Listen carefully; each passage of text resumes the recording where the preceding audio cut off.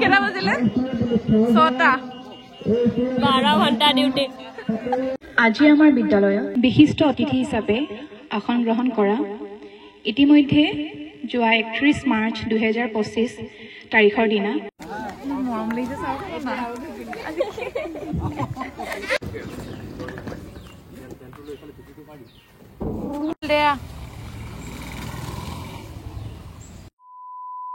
Hello everyone की खबर आपनालोकर आशा कर सकलोरे भाले आछे আজি आरोते नतुन ब्लग লৈ আহিলো আজি আসলতে স্কুলৰ ব্লগ এটা লৈ আহিছো বহুত দিন মই স্কুলৰ ভিডিও এনেকে দিয়া হোৱা নাছিলে আপোনালোকে বহুতে তথাপিও জানে মই এখন বেলেগখন স্কুললৈ আহিলো আগৰ স্কুলখন মোৰ এৰা দিন হ'ল বাৰু আৰু যখন নতুন স্কুললৈ আহিলো তাত আমাৰ প্ৰধান শিক্ষক স্যাৰ আছিলে স্যাৰৰ মাৰ্চত ৰিটায়াৰমেন্ট হ'ল আৰু সেই স্যাৰৰে আজি আসলতে ফেয়াৰৱেল আজি স্কুলত মানে পতা হৈছে ভাবিলো আপোনালোককো দেখুৱাও বুলি যেটো এখন স্কুলৰ ভিডিও মই খুব কমে দিছো সো ভাবিলো আজি দিনটো কি হ'ব গুটেখিনি দেখুৱাও স্কুলখনো দেখুৱাম আগতেও দেখুৱাইছো তথাপিও আজিও অকমান দেখুৱাম এই ভাবিলো ব্লগ এটা কৰো বুলি আৰু তেন্তে বলক ভিডিওটো আৰম্ভ কৰো আৰু ৰাতিপুৱাই ওলালো ৰেডি হলো পিছে আজি অকমান মনটো বেয়াও আজি ঋতুকমল গ'ল আৰু এমাহৰ কাৰণে যোনখন যায় বেয়া লাগে তাৰপিছত আকৌ এডজাস্ট হৈ যাওঁ বাৰু যেহেতু আগৰ পৰাই এনেকুৱাই চলি আহিছে সো হে এতিয়া হি গ'ল মই স্কুললৈ যাওঁ ইয়া ৰেডি হৈ গলো ধুনীয়াকৈ আজি কাপোৰযোৰ পিন্ধি গৈছো আৰু এফালে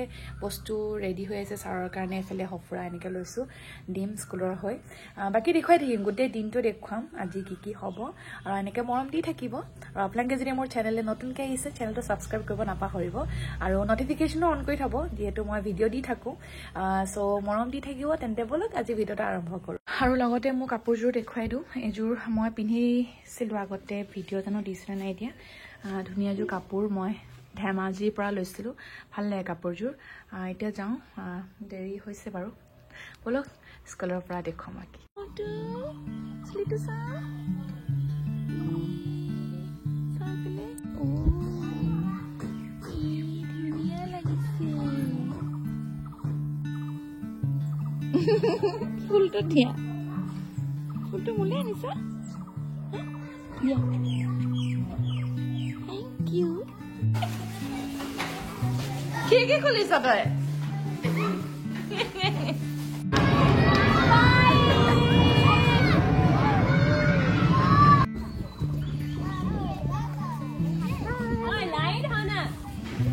ফুল কোনে ঢালিলে নিজে লগালি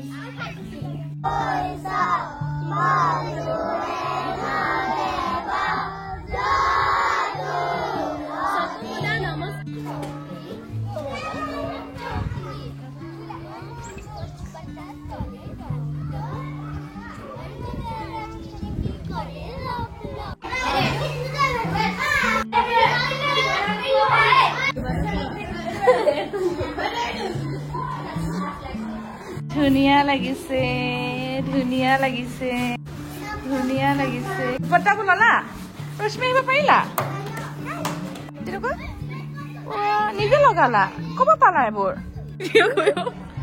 দুজনী পুৰা ৰ'দৰ কলা হৈ যায় চেলফি ছাৰ আহি পালেহি লগতে ছাৰৰ ফেমিলিও আহিছে আৰু আজি আমাৰ ব্লকৰ কেইগৰাকীমান শিক্ষক শিক্ষয়িত্ৰীও সভাত উপস্থিত আছে আৰু লগতে আমাৰ বৰবাৰী স্কুলৰ প্ৰতিষ্ঠাপক শ্ৰী নগেন চন্দ্ৰ গগৈ ছাৰ তেওঁ আজি স্কুলত এই সভাত উপস্থিত আছে মোৰ কাৰণে খুব এটা সৌভাগ্যৰ দিন ছাৰক মই লগ পালোঁ আৰু এয়া আমাৰ সভা এনেকৈ আৰম্ভ হ'ল ডাঙৰীয়া আনন্দী দত্ত তেওঁক আমি সভাপতি আসন গ্ৰহণ কৰিবলৈ অনুৰোধ জনালোঁ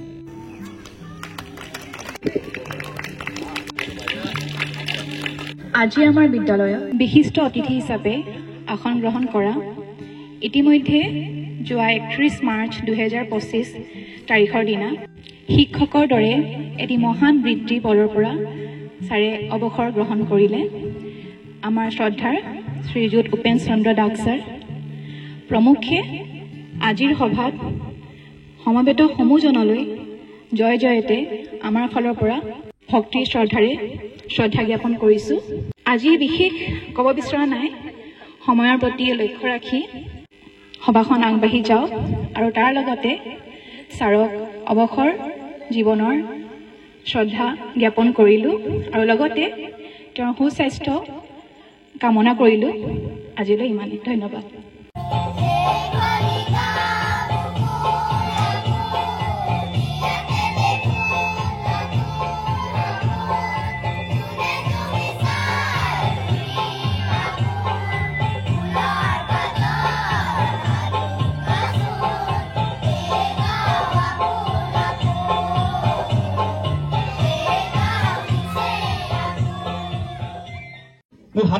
মই সেই ৰাস্তা নেযাওঁ, মই নাচাওঁ সেই ৰাস্তাটো, আমাৰ আমনি লাগে। কিন্তু ৰাণা ছাৰ আচৰিত বিপৰীত পাইছিলো মই, যে তেওঁ কেতিয়াবা সেই অকমান স্কুললৈ যাওঁ। সন্মানীয় শ্ৰীযুত নগেন গগৈদেৱ আৰু আমাৰ বিদায় প্ৰাৰ্থী মুখখনি হাঁহি মুখেই দেখো।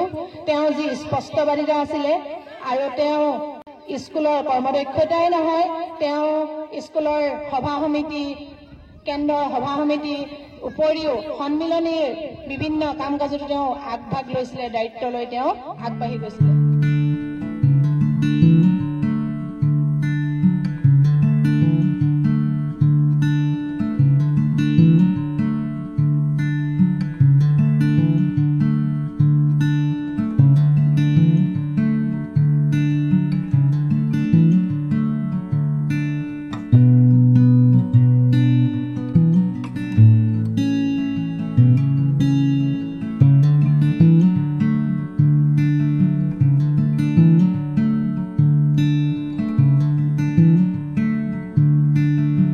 আমি বিদ্যালয়ৰ তৰফৰ পৰা ছাৰক সৰুকৈ শ্ৰদ্ধা মৰম যাচিবলৈ ওলাইছো। ছাৰক এখন সফুৰাৰে সম্বৰ্ধনা জনাব আমাৰ বিদ্যালয়ৰ প্ৰধান শিক্ষয়িত্ৰী ডিম্পী সোণোৱাল বাইদেউ। লগতে আমি ছাৰক এখন মানপত্ৰৰে কৃতজ্ঞতা পত্ৰ প্ৰদান কৰিবলৈ লৈছো, মই পাঠ কৰিবলৈ লৈছো। বৰবাৰী প্ৰাথমিক বিদ্যালয়ৰ অৱসৰপ্ৰাপ্ত শিক্ষক শ্ৰীযুত উপেন চন্দ্ৰ দাস ডাঙৰীয়ালৈ হে শ্ৰদ্ধাভাজনেকো আপোনাৰ জীৱনৰ অমূল্য অৱদানক আজি আমি শ্ৰদ্ধাৰে সোঁৱৰিছো আপোনাৰ কৰ্মময় জীৱনৰ পৰিসমাপ্তিৰ সন্ধিক্ষণত। এজন নিষ্ঠাবান শিক্ষক ৰূপে আপুনি আমাৰ বাবে এক অনুপ্ৰেৰণা। হে শ্ৰদ্ধাভাজন, জ্ঞানৰ সমুদ্ৰত চেতনাৰ স্পৃহাক উজ্জীৱিত কৰি উৰ্বৰতা জ্ঞানৰ পথাৰত উৰেদু জীৱন মানৱ সম্পদ গঢ়ি তোলাৰ খনিকৰৰ কাম কৰি আজি আপুনি কৰ্মময় জীৱনৰ এটি সোণালী অধ্যায় সামৰিছে।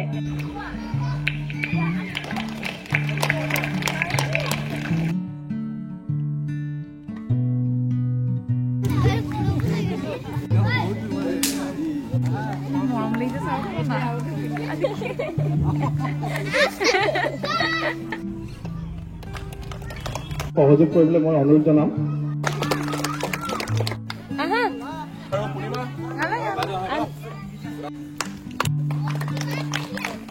মানুহৰ জীৱনটো এই মোৰ কালি পঢ়ি লাগি আছে। এই 1994 চনৰ মাৰ্চ মাহৰ 21 তাৰিখে মই কৈলাবাৰী LP স্কুলত মই জইন কৰিছিলোঁ।